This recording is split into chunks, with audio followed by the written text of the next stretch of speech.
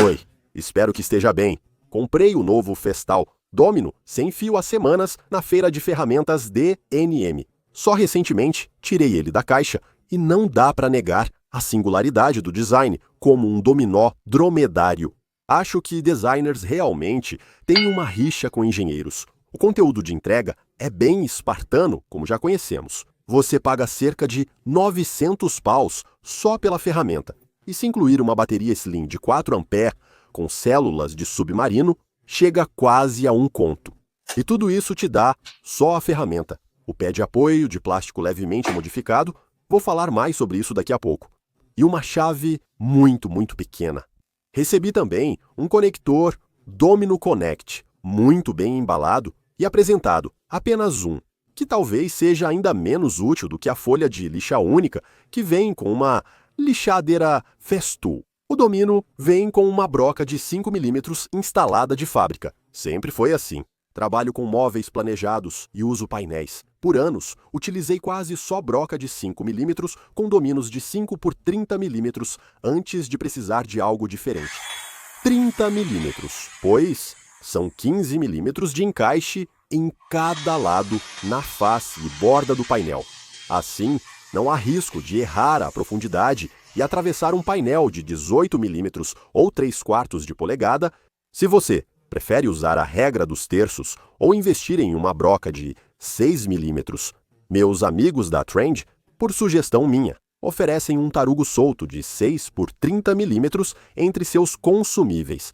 Eu nunca espero precisar usar o Domino na obra. Acho que posso contar nos dedos de uma mão quantas vezes realmente fiz isso em uma instalação. Mas eu comprei o modelo sem fio, porque é um novo estilo de máquina desse tamanho, com a alça traseira para segurar. Eu queria ganhar um pouco de experiência com ela. Também existe uma nova versão com fio da Domino que segue um estilo e layout muito mais parecido, muito mais tradicional com o original. Agora, eu ainda não tive essa máquina por tempo suficiente, nem usei o bastante para fazer uma avaliação adequada. Isso vai ficar para depois. Quero compartilhar minhas primeiras impressões e algumas surpresas que tive. E sim, talvez até acabar com um mito urbano sobre o dominó também. A primeira surpresa é que ainda é um sistema. Sim, há algumas mudanças cosméticas nos botões e alavancas para travar o eixo, liberar e travar a guia frontal, além das alavancas Bristol. Mas eu posso realmente trocar todo o conjunto da guia frontal completo da minha novíssima e reluzente Domino sem fio 2025 pela minha bem usada versão de 2006. Você pode se perguntar por que alguém faria isso? E a resposta é simples, porque pode, assim como misturar Legos antigos de 1934 com os atuais, só porque é possível. Talvez uma resposta mais ponderada seja que a guia sempre foi um ponto fraco no modelo original da Domino, mas foi muito melhorada no novo modelo, que também traz novo layout dos pinos de registro. Mais sobre isso em breve. A segunda surpresa é que o redesenho ergonômico da alça, inspirado na Domino XL, parece deixá-la incrivelmente pesada na frente. Minha Domino com fio de 2006 pesa cerca de 3,3 kg ou algo assim. Esta versão sem fio chega a 3,6. Com uma bateria leve, sobe para 4,2, cerca de 2 libras a mais, é bastante peso na mão. E eu sei que isso não é tão importante assim. Ferramentas que carregam sua própria fonte de energia sempre serão mais pesadas. Mas o que me surpreendeu mesmo foi o equilíbrio geral. Com a bateria no topo e centro, encaixes nas bordas funcionam bem, mas ao encaixar na face, o peso puxa a ferramenta para longe da peça, mesmo com suporte pequeno. Aliás, acho que o suporte ou pé sempre foi meio leve, mesmo lá em 2006, quando você tinha que pagar a mais por ele. Acho que essa escolha é ruim nesse modelo, e você terá melhores resultados com alternativas de terceiros, como Bench Dogs Tools, Big Base, TSO Bigfoot ou até uma opção feita por você. Tenho certeza de que o pessoal da impressão 3D vai adorar. Se não, talvez eu mesmo faça. Elementos de design do XL não surpreendem. O novo Domino traz pinos de referência duplos.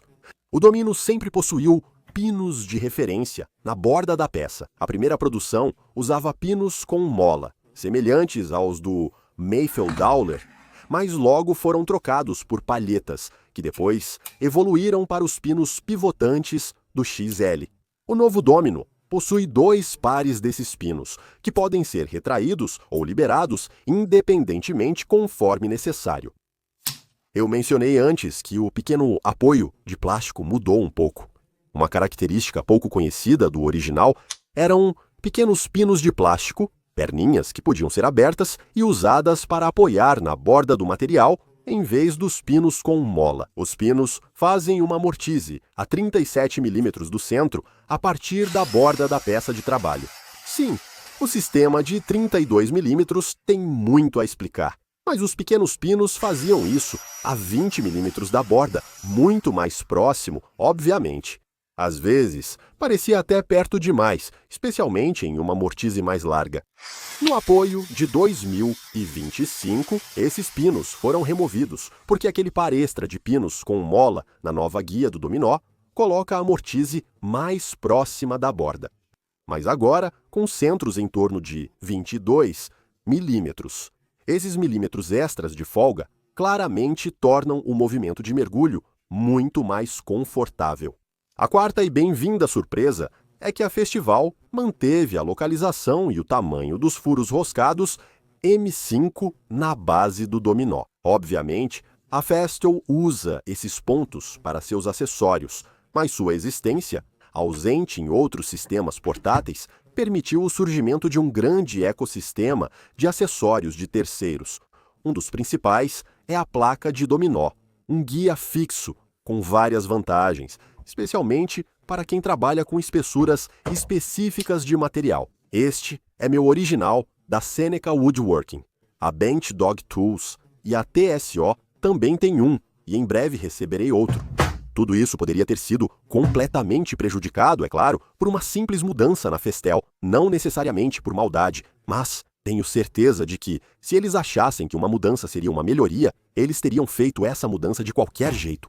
Mas o fato de eles não terem feito isso, além de ser um testemunho do design original, é claro, significa que os fabricantes de acessórios de terceiros podem continuar trabalhando normalmente. Por fim, gostaria de dizer que, surpresa, a Festool, enfim, teve bom senso e incluiu ajuste de 18 mm no batente lateral da máquina. Não, isso não aconteceu. Nós ainda estamos presos sem nenhuma opção entre 16 e 20 mm. Não consigo nem imaginar quanto custou toda essa reformulação. E não falo só de dinheiro, mas também de tempo, esforço e atenção. Mas começa a aparecer um pouco de teimosia intencional não incluir mais um degrau em uma peça de plástico moldado que representa uma espessura de material muito comum. A nova escala da guia direita da máquina está mais clara e fácil de usar que a original. Mas, se o medidor de degraus pré-definido está ali para a conveniência do usuário, então certamente excluir uma espessura de material comumente usada é exatamente o oposto disso. Existem opções de terceiros impressas em 3D disponíveis, é claro, mas a própria Festool não se preocupa com isso. E seria bom se uma terceira parte fabricasse algo que fosse um pouco mais voltado para a qualidade. Tenho certeza que venderiam bem, qualquer que fosse o preço. Enquanto isso, como todo mundo, eu acho, vou simplesmente usar o degrau de 16 mm e ajustar a altura da guia com um calço ou espaçador de 1 mm para chegar àquele ponto médio de 9 mm. Sim, sempre parece que foi bem gasto 1.000 libras quando você usa um pedaço de plástico de 20 centavos para ajustar a altura da sua guia. Então essas são minhas primeiras impressões sobre o novo domínio sem fio da Festool, o DFC500. Vou dar uma olhada mais detalhada nisso, depois que eu tiver usado um pouco mais. Mas antes de encerrar, eu só quero acabar com um mito urbano, uma lenda sobre o domínio que surgiu em torno do seletor de largura de encaixe do domínio. É o fato de que a máquina precisa estar ligada para mudar as larguras. Isso surgiu porque antes, quando o domínio era novidade e alguém sem conhecimento não conseguia mover o seletor de largura, as engrenagens que ficam em uma pequena caixa às vezes travavam em uma posição que não permitia a mudança. Isso ocorre às vezes, basta acionar o interruptor de energia. Ao mudar as engrenagens de posição, o seletor estaria pronto para ser movido. Isso acabou se tornando uma recomendação para fazer a mudança com a máquina ligada, mas nunca foi realmente uma exigência. Se o seletor se mover facilmente, não há problema em alterar as larguras das mortisas com a máquina desligada. Espero que isso ajude. Obrigado por conferir. Considero o assunto encerrado por agora. Se você tiver alguma dúvida, coloque nos comentários e eu te vejo no próximo vídeo. Certo? Se cuida!